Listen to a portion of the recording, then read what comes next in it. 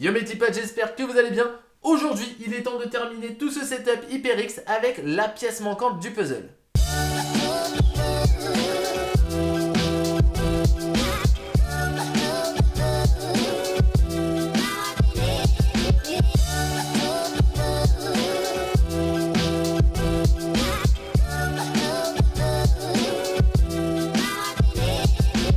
Après le casque gamer HyperX Cloudfly, le clavier gamer HyperX Alloy Elite RGB, il est temps de parler de la souris gamer d'HyperX. Donc c'est la Pulsefire Surge. Tous ces périphériques ont été présentés au CES 2018 et sont sortis séparément.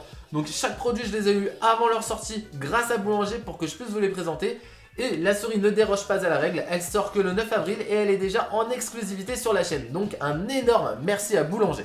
Il est temps de terminer le setup gaming HyperX avec la dernière souris de la marque, présentée elle aussi au CES 2018, la Pulsefire Surge. Tout comme le clavier gamer Alloy Elite RGB, elle est entièrement paramétrable des touches aux couleurs en passant par les DPI, le tout via le logiciel HyperX Ingenuity qui permet de contrôler ces deux périphériques HyperX. Comme d'habitude, un tour du packaging s'impose, on retrouve sur la face avant le visuel de la souris avec le bandeau LED illuminé de différentes couleurs, ce qui nous laisse voir la possibilité de ses personnalisations. Une fois ouverte, on retrouve la Pulsefire Surge dans un moule en plastique accompagné de 3 fascicules d'utilisation. Côté design et ergonomie, la Pulsefire Surge s'affiche comme polyvalente avec un peu plus de 130 grammes sur la balance, pas trop grande, loin de certains modèles gamers lourds et qui ne tient pas en main. Sous les clics de la Pulsefire Surge, on retrouve des switches home run qui garantissent la fiabilité mais aussi la durabilité de la souris. Le câble est tressé, fait plus d'1,80 m, il n'est pas trop épais et il ne semble pas prêt de s'abîmer avant un bon moment. Sous la souris, de larges patins permettent une glisse fluide sans accroc sur tout type de support.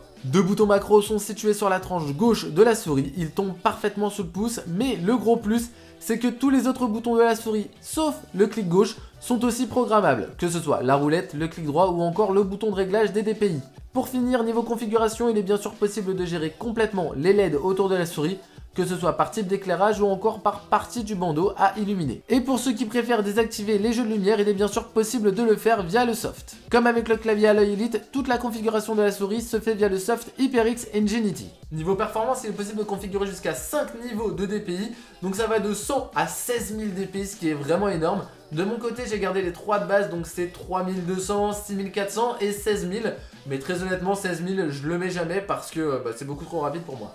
À l'utilisation, rien à redire sur la Pulsefire Surge, les actions s'enchaînent sans aucun problème et le capteur optique 3389 de la marque reconnue Pixart ne nous fait pas défaut. Enfin, plusieurs combinaisons de touches permettent de paramétrer la souris sans passer par le soft HyperX. Il sera alors possible de gérer l'illumination des LED en appuyant sur le bouton des DPI et le bouton macro, et il sera possible de changer de profil en appuyant toujours sur le bouton DPI et la roulette. Certes, c'est loin d'être pratique, mais c'est fait exprès, tout simplement pour ne pas changer de profil en pleine game et se prendre une balle parce que notre config ne sera plus la même. Pour finir, la Pulsefire Surge résout les différents points noirs que l'on pouvait reprocher aux anciens modèles de la marque, grâce à ses nombreux paramètres plus que nécessaires pour un joueur. Bon, comme vous le voyez, maintenant je suis paré pour jouer dans les meilleures conditions grâce à Boulanger et HyperX. Donc il faut savoir que la Pulsefire Surge sortira le 9 avril, je me répète, aux alentours de 70 €. Pour finir, la Pulsefire Surge résout les différents points noirs des anciens modèles de souris gamer d'HyperX qui n'étaient pas paramétrables. Donc voilà, là comme vous le voyez, tout est paramétrable, elle a quelques boutons de macro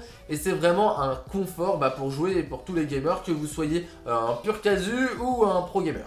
Bon, je vais me répéter, mais si j'ai pu avoir tout ce setup gamer, c'est grâce à Boulanger qui a su me faire confiance et qui m'a envoyé les produits bien avant leur sortie.